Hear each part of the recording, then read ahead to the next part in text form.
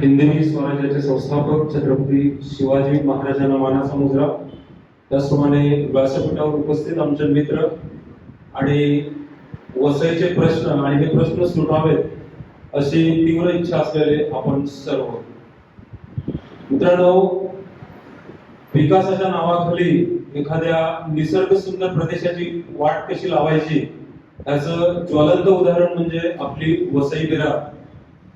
वास्तविकता साधारणतः 1898 मध्ये ब्रिटिशांनी आपली ही जी वसई आहे, वसई विरार हा परिसर नो डेव्हलपमेंट झोन म्हणून जाहीर केला होता. त्यानंतर 80च्या दशकात या ठिकाणी बहुमजली इमारती यायला सुरुवात झाली आणि तिथून जी काही वसईची वाट लागायला सुरुवात झाली ती आजपर्यंत. आमचे समुद्र किनारे हे प्लास्टिकच्या आगर बनलेले आहेत. पाणी वाहून जाणारे नाले बांधकामासाठी बुजवले जात आहेत. बांधकामाच्या आड काही वृक्ष येत असतील तर तेही कापले जात आहेत. आणि नियोजनाच्या बाबतीत तर आपण एकदम मागासलेलो आहोत. म्हणजे मी तुम्हाला सांगतो, आपण इतिहासात हजारो वर्षांपूर्वी जी अस्तित्वात सिंधू संस्कृती ती आपण वाचतो. त्याच्यात आपण मोहेंजोदडो, हडप्पा यासारखी शहरांचं वर्णन आपण वाचतो की त्या काळी ती शहरं किती नियोजनबद्धरित्या वसवली गेली होती. आणि आज काय परिस्थिती आहे, नियोजनाच्या बाबतीत आपण अक्षरशः मागासलेलो आहोत. वसई विरारची जी काही अवकाळ आहे ती माझ्या मित्रांनी सांगितलेलीच आहे, त्यामुळे मी त्याची काही पुनरावृत्ती करत नाहीये. पण आपल्या वसई तालुक्याला, पालघर जिल्ह्याला एक विस्तीर्ण किनारपट्टी लाभलेली आहे आणि या किनारपट्टीवर शेकडो मच्छीमार मासेमारीच्या माध्यमातून आपला आणि आपल्या कुटुंबाचा उदरनिर्वाह करत आहेत. पण आज हा उदरनिर्वाह हिरावून घेण्याचं आणि किनारपट्टीवरच्या मच्छीमारांना उद्ध्वस्त करण्याचं कारस्थान हे सरकारकडून सुरू आहे. बघा, डहाणूतल्या वाढवण या ठिकाणी व्यापारी बंदराचा अवाढव्य प्रकल्प येत आहे. या प्रकल्पासाठी किनाऱ्यापासून 6 किलोमीटर अंतरावर जवळपास 4800 एकर जागेवर भराव घातला जाणार आहे. त्यानंतर त्या ठिकाणी जी काही व्यापारी जहाज येतील त्यांच्यासाठी 15,000 एकर जागा समुद्रात व्यापली जाणार आहे. त्यानंतर जयंतपिढी पासून ते वाढवण पर्यंत जो कॉरिडॉर तयार केला जाणार आहे त्याच्यासाठी 17,000 एकर जागा व्यापली जाणार आहे. एवढा जर परिसर व्यापला जाणार असेल तर मच्छीमार आणि मासेमारी कुठे करायची?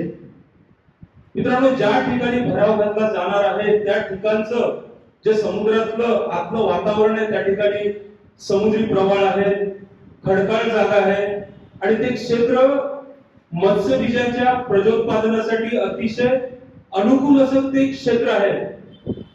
विविध प्रकारच्या माशांचं बीज त्या ठिकाणी तयार होतं आणि म्हणून त्या भागाला गोल्डन बेल्ट असं म्हटलं जातं.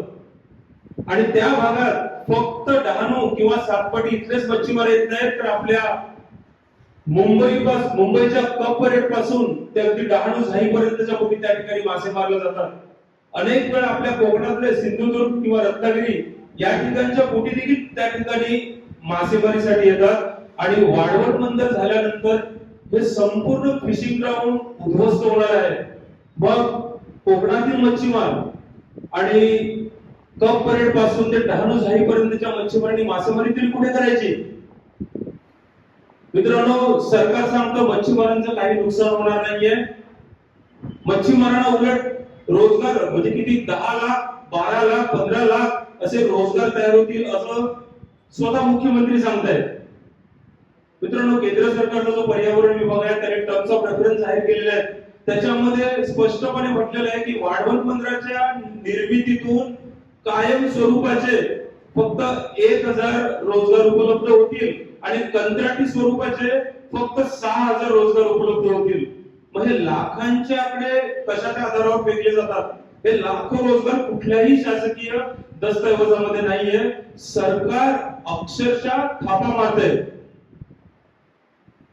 मित्रांनो, वाढवणच्या वेदना थांबत नाही, त्याचबरोबर त्या ठिकाणी मुरबे बंदर तयार होते. म्हणजे एकतर सगळे नियम धुडकावून लोकांची इच्छा काय आहे ते सगळं धुडकावून वाढवण बंदर उभारलं जात आहे, त्याची आग शमत नाही, तोच त्या ठिकाणी परत मुरबे बंदराचा घाट घातला जातोय, तिथे मुरबे बंदर येतोय. म्हणजे अक्षरशः मच्छीमारांना उद्ध्वस्त करायचंय. मच्छीमार कंटाळून समुद्रातून बाहेर पडतील अशा प्रकारे ही सगळी कारस्थानं सुरू आहे. आणि सरकारची इच्छा हीच आहे की जे समुद्रामध्ये मासेमारी करतात त्यांनी आता समुद्रातून बाहेर यायला हवं आणि तलाव किंवा धरणामध्ये मासेमारी करायला हवी. नंतर हे मोकळे अदानी किंवा अंबानीला तो समुद्र द्यायला. अशा प्रकारच्या यांच्या योजना आहेत. दुसरा मुद्दा असा आहे की आता कोस्टल रोड येत आहे.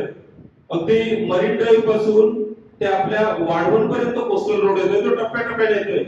परवाच आमची MMRDAच्या अधिकाऱ्यांबरोबर आमच्याकडे आलेले पाचू बंदरला, त्यांच्यासोबत मिटिंग झाली.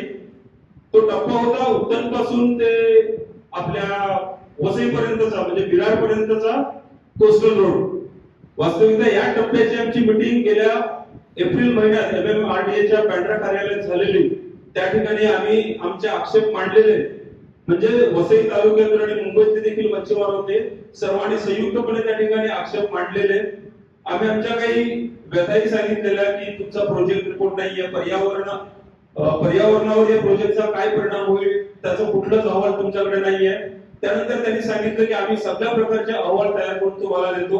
परवाच्या दिवशी मीटिंग झाली. हा मुद्दा आम्ही उपस्थित केला. एकही अहवाल त्यांनी तयार केलेला नाहीये आणि विना अहवाल कुठलीही माहिती न देता ते आमच्याकडे आमची मंजुरी घ्यायला आलेले. मित्रांनो, कोस्टल रोड जो आहे ह्याच्यामध्ये म्हणजे उत्तन ते वसई ह्याच्यामध्ये जो कोस्टल रोड येतो यामध्ये एक भुईगाव आणि एक चिखलडोंगरे या ठिकाणी 2 कनेक्टर देण्यात आलेले आहेत. आणि हे कनेक्टर मुंबई अहमदाबाद महामार्गाला जोडण्यात येणार आहे. मित्रांनो, तुम्ही बघा वसईमध्ये आज ज्या काही बहुमजली इमारती उभ्या राहत आहेत आणि त्याच्यामुळे वाहतुकीची जी काही वाताहत झालेली आहे ती आपण पाहतो. तुम्ही फक्त विचार करा, जर कोस्टल रोडचे 2 कनेक्टर या ठिकाणी आले आणि या ठिकाणाहून अगदी भुईगाव पासून महामार्गापर्यंत वाहतूक चालू झाली तर आपल्या तालुक्याच्या वाहतुकीचे काय तिरतेराव असतील. दुसरा मुद्दा असा आहे की भुईगाव आणि चिखलडोंगरे या ठिकाणी जे कनेक्टर देण्यात आलेले आहेत ती सगळी खाजण जमीन आहे, कांदळवनाने व्यापलेली आहे आणि पर्यावरणीय दृष्ट्या अतिशय संवेदनशील जागा आहे. त्या संदर्भात या अधिकाऱ्याकडे काहीच उत्तर नाहीये. अक्षरशः वसई विरारचं वाटोळं करण्याचे प्रयत्न चालू आहेत आणि वसई विरारच्या समस्यांसोबतच आपल्याला हाही मुद्दा घ्यायचा आहे आणि म्हणूनच ही आपण वसई विरार जनशक्ती आघाडी तयार केलेली आहे. मित्रांनो, सध्या कुठलंही इलेक्शन नाहीये, केवळ इलेक्शन पुरती ही आघाडी तयार केलेली नाहीये. मला थोडीशी साशंकता होती की आज किती लोक या मेळाव्याला येतील, पण अपेक्षेपेक्षा जास्त लोक या ठिकाणी आलेले आहेत. मी आशा करतो की आपण या जनशक्ती आघाडीला बळ द्या. वसईच्या विरारचे प्रश्न सोडवण्यासाठी प्रशासनावर आपल्याला कशा प्रकारचा दबाव आणता येईल यासाठी आपण आपलं सहकार्य अपेक्षित आहे. धन्यवाद. जय हिंद, जय महाराष्ट्र.